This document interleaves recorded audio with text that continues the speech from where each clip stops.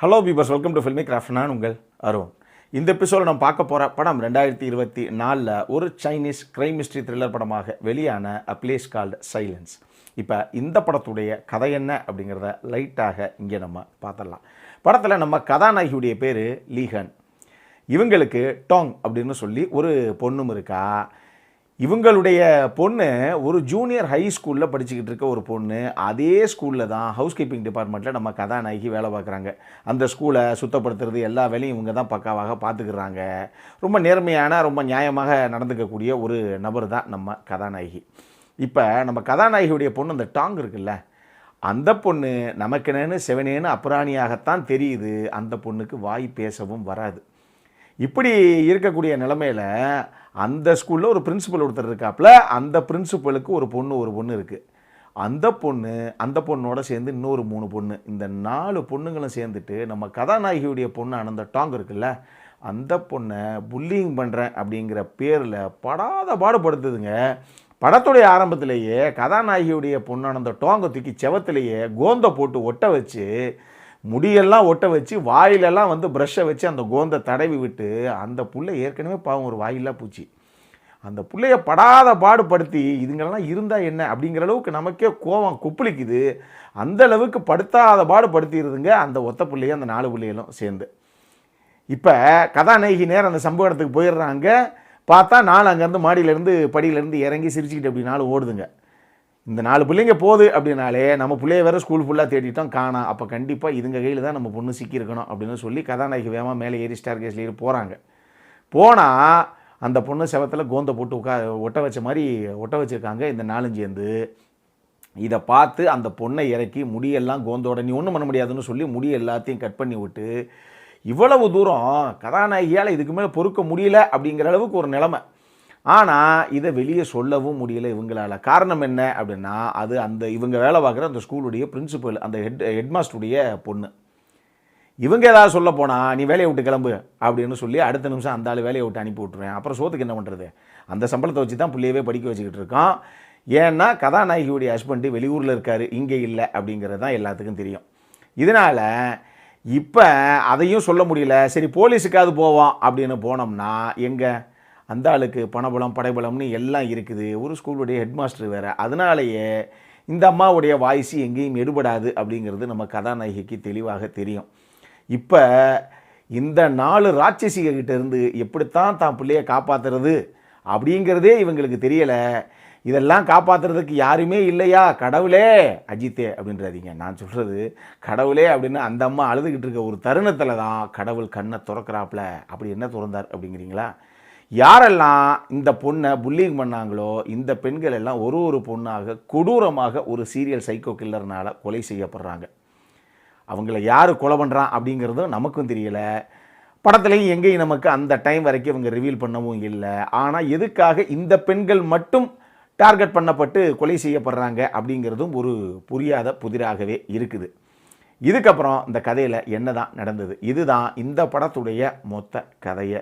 இந்த படத்தை பொறுத்தளவுக்கு டெஃபினட்டாக ஒரு நல்ல கிரைம் மிஸ்ட்ரி த்ரில்லர் படம் இது. கிரைம் மிஸ்ட்ரி த்ரில்லர் ரசிகர்களுக்கு, இல்லை கிரைம் த்ரில்லர் விரும்பி பார்க்கக்கூடிய ரசிகர்களுக்கு இந்த படம் நிச்சயமாக பிடிக்கிறதுக்கு வாய்ப்புகள் நிறையவே இருக்குது. இந்த படத்தில் இந்த கிரைம் மிஸ்ட்ரிங்கிற அந்த ஃபேக்டர், இந்த எலமெண்ட்ஸ் எல்லாம் விடுங்க. முதல்ல ஒரு புல்லிங் அப்படிங்கிறது நம்ம ஒரு ஜாலியாக ஓகே நம்ம ஜூனியர் பொண்ணுங்களை பண்ணுவோம் அப்படிங்கிற மாதிரி இந்த சீனியர் பொண்ணுகளோ பசங்களோ பண்ணுறாங்க இல்லையா?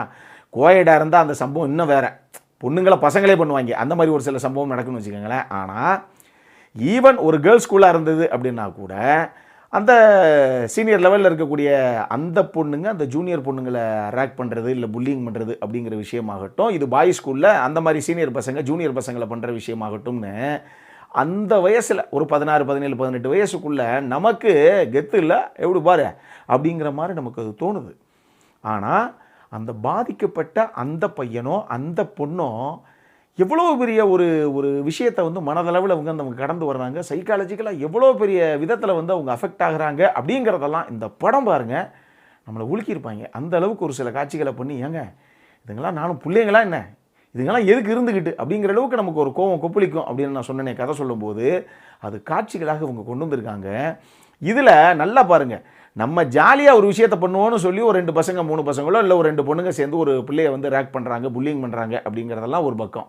ஆனால் அந்த புல்லிங் பண்ணப்பட்ட அந்த பெண்ணுக்கு ஒரு பக்கம் வலி இருக்குது மனசளவில் அப்படிங்கிறது இருக்கட்டும், அந்த பொண்ணு ஒரு தவறான முடிவு எடுத்துக்கிருச்சு அப்படின்னா அது அந்த குடும்பத்துக்கு எவ்வளோ பெரிய இழப்பு. அந்த இழப்பை இந்த புல்லிங் பண்ண எவனாலையும் எத்தனை ஆயிரம் லட்சம் கோடி கொடுத்தாலும் அந்த புள்ளையை திருப்பி கொண்டு வர முடியுமான்னு ஒரு கேள்வி இருக்கு இல்லையா? இதெல்லாம் இந்த படத்தில் அந்த அளவுக்கு அட்டகாசமாக பதிவு பண்ணியிருக்காங்க. அந்த விஷயம்தான் உண்மையாக இந்த படத்தில் மிகப்பெரிய இம்பேக்டை நமக்குள்ளே விடும். இந்த படத்தை பொறுத்தளவுக்கு கதாநாயகியாக ப்ளே பண்ண நிங் சாங் சூப்பராக பண்ணியிருந்தாங்க. அவங்க தான் வந்து அந்த லீஹன் அப்படிங்கிற அந்த கதாபாத்திரத்தை ப்ளே பண்ண ஆர்டிஸ்ட்டு ரொம்ப அட்டகாசமாக பண்ணியிருந்தாங்க. அவங்களுக்கு நிறைய வேரியேஷன் இருக்குது, நிறைய விஷயங்கள் நிறைய விதமாக ரியாக்ட் பண்ண எமோட் பண்ணக்கூடிய ஸ்கோப் அந்த கதாபாத்திரத்தில் இருக்குது. அது ரொம்ப அட்டகாசமாக பண்ணியிருக்காங்க அப்படின்னு சொல்லுவேன். அவங்களுடைய பொண்ணாக அந்த டாங் அந்த கதாபாத்திரத்தை ஏற்று நடித்த அந்த ஆர்டிஸ்ட்டுமே ரொம்ப நல்லா பண்ணியிருந்தது. அந்த பொண்ணுமே ஏன் அந்த 4 பேர் புல்லிங் பண்ணுறாங்கல்ல, ஒருத்தவங்களை பார்த்தா அவங்க மேலே நம்ம கடுப்பு வருதுனாவே என்ன அர்த்தம், அவங்க அந்த கதாபாத்திரம் ரொம்ப உயிர்ப்பாக பண்ணியிருக்காங்கன்னு அர்த்தம். அந்த 4 பொண்ணுங்களுமே வந்து ரொம்ப சூப்பராகவே பண்ணியிருக்குங்க. இது போக அந்த படத்தில் இன்னொரு முக்கியமான கதாபாத்திரம் இருக்குது. அது ஸ்பாயிலர் ஆகிட நான் ரிவீல் பண்ணல, நீங்கள் படத்தை பார்த்தே தெரிஞ்சுக்கோங்க. அவரும் வந்து ரொம்ப நீட்டாகவே பண்ணியிருந்தார் அந்த கதாபாத்திரத்தை. டெக்னிக்கலி இந்த கதைக்கு என்ன தேவையோ அந்தளவுக்கு சவுண்டான ஒரு படமாகவே இவங்க கொடுத்துருந்தாங்க. குறிப்பாக இந்த கதைக்களம் நடக்கக்கூடிய அந்த ஸ்கூலு, அதுக்கப்புறம் அடுத்தடுத்து நடக்கக்கூடிய அந்த கொலைகள், அது நடக்கக்கூடிய அந்த இடங்கள் அப்படின்னு சொல்லி அதுக்கு ஒரு மூடை ஒன்று செட் பண்ணியிருந்தாங்க. ஒரு டிஐடி மூட ஒரு கலரிங் பண்ணி ஒரு மேட்டரில் கலர் கிரேடிங்கில் வேறு மாதிரி ஒரு மூடை செட் பண்ணியிருந்தாங்க. நமக்கு அந்த கதைக்குள்ளே ஒன்ஸ் ஒரு 10-15 நிமிஷம் எடுக்குது உள்ளே போகிறதுக்கு அப்படின்னா அதுக்கப்புறம் அந்த கதையோடையே ட்ராவல் பண்ண ஆரம்பிக்கிறோம். அந்தளவுக்கு வந்து ரொம்ப உயிர்ப்பாக இருந்தது இந்த படத்துடைய சினிமோகிராஃபி ஒர்க்கு.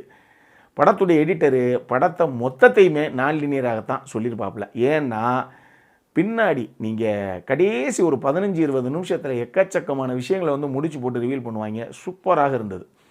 உண்மையை சொல்லணும் அப்படின்னா ஒரு சில பேர்த்துக்கு இந்த கிளைமேக்ஸு கொஞ்சம் கன்ஃபியூஸ் ஆகிறதுக்கு வாய்ப்பு இருக்குது. அதுக்கு ஒரு காரணமும் இருக்குது.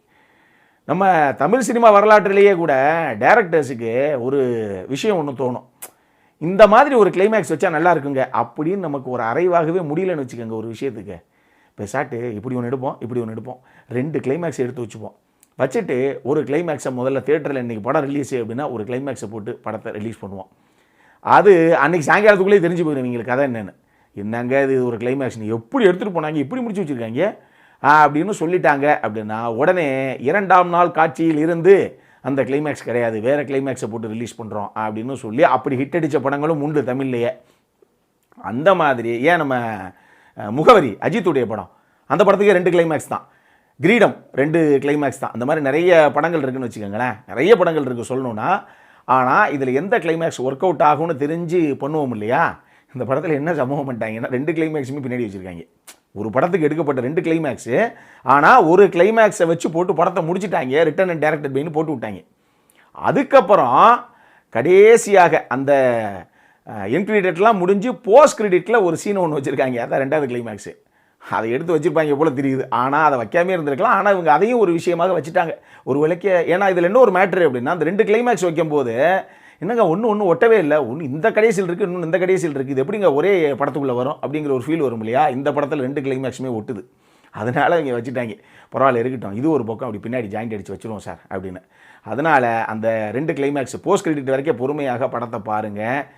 கிளைமேக்ஸு கொஞ்சம் கன்ஃபியூசிங்காக உங்களுக்கு இருந்ததுன்னா இன்னொரு தடவை அந்த லாஸ்ட் ஒரு 5 மினிட்ஸை பாருங்கள். நிறைய விஷயத்தை பட்டுன்னு எடிட்டர் விளையாண்டுருப்பாப்பில் கட்ஸில் பக்காவாக பல விஷயங்களை வந்து அங்கே ரிவீல் பண்ணியிருப்பாங்க. அதனால் அந்த சர்ப்ரைசிங் எலமெண்ட்ஸ் எல்லாம் பின்னாடி இருக்குது. பொறுமையாக பாருங்கள் மக்களை. அடல் கார்னட்டை பொறுத்தளவுக்கு இந்த படத்தில் செக்ஷுவலாக அது ஆக்சுவலி பெரிய விஷயங்கள்னு சொல்ல முடியாது. ஆனால் இந்த படம் குழந்தைகளுக்கு தேவையே இல்லை. நிச்சயமாக நீங்கள் வந்து முதல்ல பார்த்துட்டு அதுக்கப்புறம் ஃபேமிலியோடு பார்க்கலாமா வேணாமா அப்படிங்கிற காலெல்லாம் எடுத்துக்கங்க. இதில் வந்து வெட்டு குத்து இந்த மாதிரி தலையிலே அடித்து கொள்கிற அந்த மாதிரி குரோதமான காட்சிகளும் லைட்டாக அங்கங்கே உள்ளே இருக்குது. அதனால் இது குழந்தைகளுக்கு தேவையே இல்லை, மெச்சூர்ட் அடல்ட்ஸுக்கான படம் மட்டும்தான். நீங்கள் பார்த்துட்டு அதுக்கப்புறம் ஃபேமிலியோட பார்க்கலாமா வேணாமா அப்படிங்கிற அந்த காலை நீங்களே எடுத்துக்கங்க. என்கிட்ட கேட்டிங்கன்னா இந்த படம் டெஃபினட்டாக ஒரு ஹைலி ரெக்கமெண்டட் படம் தான். நல்ல படம் தான், தாராளமாக பார்க்கணும் அப்படிங்கிறவங்க பார்க்கலாம். ஒரு நல்ல கிரைம் மிஸ்ட்ரி த்ரில்லர் படம் இது. அப்புறம் என்ன, இதே மாதிரி இன்னொரு வீடியோவோட அடுத்த முறை உங்களை சந்திக்கிற வரைக்கும் இட்ஸ் அருண் சைனிங் ஆஃப்.